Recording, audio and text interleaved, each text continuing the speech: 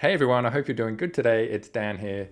And right now, it would be fair to say that finding a passive income protocol, which is expanding both in terms of ecosystem and token price, is actually pretty rare.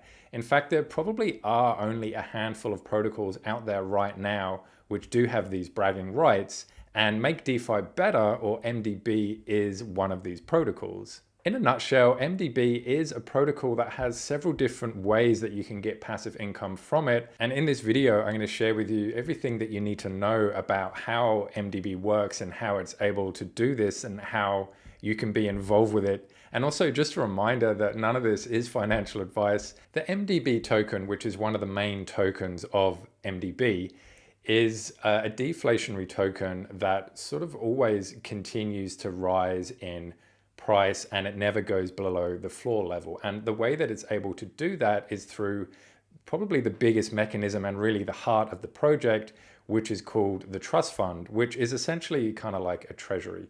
So how this works is that all the funds invested in the trust fund, are invested, and then you get interest from that, and the interest is used to buy back the MDB token and the other tokens to create non-stop deflation and non-stop buying pressure. Now, I know what you're thinking right now is that, well, hey, all these other DeFi protocols have treasuries and look what happened to their token price. And you're absolutely right. So I was really intrigued. And so I asked the team who was in charge of this.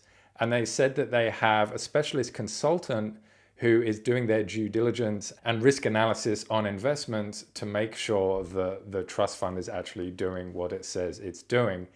And with total respect to MDB, they must have a really good consultant because it is actually working how it's designed to work. So you might be intrigued about what is actually in the trust fund, because I certainly was. What magical thing are they investing in to get all this interest? But when you actually go through, it's just basically a whole bucket load of stable coins, and some, liquidity farming pools and stuff like that. But what also isn't listed in here is 100,000 that they've put into yield nodes. They've also invested 30,000 into the Sphere protocol, and they have a trading bot. And in the 4 months since MDB started, they've burnt 13% of the total supply of MDB tokens, which equates to hundreds of thousands of dollars, which has so far made this token a deflationary token, and it has seen the floor price increase and the token price increase. Another mechanism for helping the protocol and keeping the token price increasing and solid is called the Phoenix. And basically, the Phoenix is just the name given to the interest created by the trust fund. So the trust fund creates interest. That interest is called the Phoenix. The Phoenix funds can sort of be used however the devs want, but mainly it's used for buybacks. It can also be fed back into the trust fund. It's also used as part of the Millionaires Club and also the Gravity Project. And both of those two I'll get into in a tick. What I love about the Phoenix is that it can be diverted to where it's needed. And so, for example, if the trust fund is quite big in relation to the size of the project, then the Phoenix actually gets unlocked and we're able, or the team is able to use it for buybacks. But if the size of the trust fund is a little bit smaller in comparison to the project, maybe, it's growing at a really rapid rate for whatever reason, then what the Phoenix can do, it can actually feed back into the trust fund to grow the size of that. So if the trust fund and the Phoenix are basically the engine of the protocol, then things like the Millionaires Club and the Gravity Project are all the baubles and bells and whistles and sort of all the cool fun stuff. And basically what the Millionaires Club is that it's an exclusive club that you can become a member of, and you get lots of perks. And the other cool thing as well is what's called the Gravity Project, which is where failing projects, for whatever reason that they're failing, can actually be acquired by MDB. And there's a couple of reasons why I like this. It's because it restores faith and trust in people that got completely burnt by projects that, for whatever reason, failed. And also it makes the MDB protocol and trust fund bigger because they've got all the liquidity and all that stuff coming into it. Another way you can earn passive income with MDB is through their token MDB Plus, which is basically like a stable coin and a farming coin glued together. And you can see here on the chart that since MDB's launch, it's done nothing but seen a steady increase. And basically how it works is that every time you buy one of these coin tokens, a new one is minted, and every time you sell one, a new one is burnt. On every buy and sell, there is a tiny little bit of tax. It means there's always going to be slightly more liquidity than there is coins in circulation, which gives that very, very small APY. If you want a more high risk, high reward play and token, then you want to probably look at Phoenix Plus. And basically this sort of token has a bit of gamification to it as well, and that how it works is that the more trading volume this token sees, the higher the APY gets.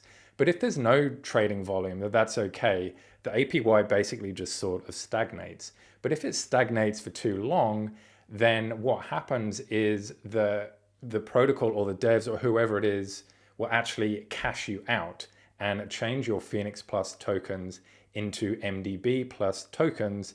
You can buy straight back in if you want to. And the gamification aspect of it is that if you can time it that you actually sell your Phoenix Plus tokens before you get cashed out, then you can sell them for BUSD. And also this page is where you can see all the staking pools, and you can also get bonds, and you can do farming and other ways of making passive income. There is a 10% buy tax and a 15% sell tax, and the team are doxed, which is great. You can see on the Discord here, meet the team. You can see all of the team here.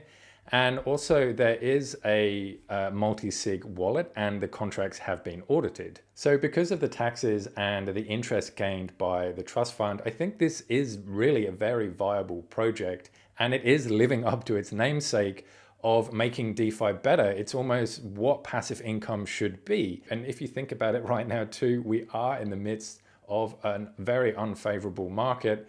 So if this project can do this well in market conditions now, then just imagine the potential of how well it can do when the bull run eventually happens. Now, I know all that does sound great, and the charts and the project do speak for themselves, but there's always two sides to the coin. So what are the potential areas of concern for me with this project? Well, the first one is the taxes. Are the taxes going to be enough to sustain everything that they need to sustain? And I actually asked the devs that very question, and they said, well, yeah, we think it is going to be enough to do that because we do run a very tight ship and operation costs aren't that high anyway. And we don't have to basically fund all those different things at the same time. They said they can use the taxes and funnel them wherever they need to be funneled. And I guess that is fair enough. But I guess a question I have is, well, what if something bad happens and you need to start funding everything at the same time? Are the taxes going to be enough to be able to cover that? And another question I had as well, and something which I thought was a little bit not sinking in with the project, was the NFT. And the reason I say this is because in the white paper, it got very little information on it. It's basically just a couple of paragraphs where everything else is written out in a lot of depth. And I'm wondering, why do they even have these NFTs? And I know that pretty much every DeFi project out there launched an NFT for whatever reason. For me, it just seemed a little bit tacked on.